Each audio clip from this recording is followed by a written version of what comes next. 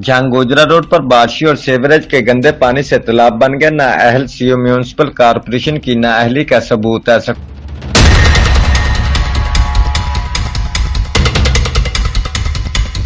के बच्चों और अहले मोहल्ला को शदीद दुश्वारी का सामना। डीसी झांग से नोटिस की अपील।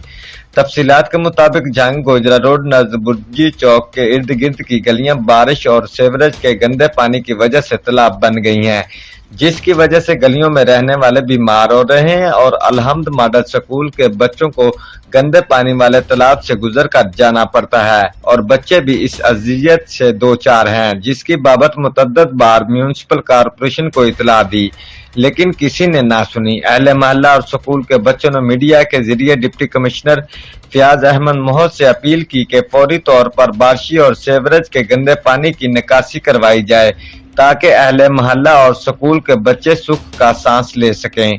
रिपोर्ट चौधरी उमर हयात, जियो एक्सप्रेस न्यूज, झांग।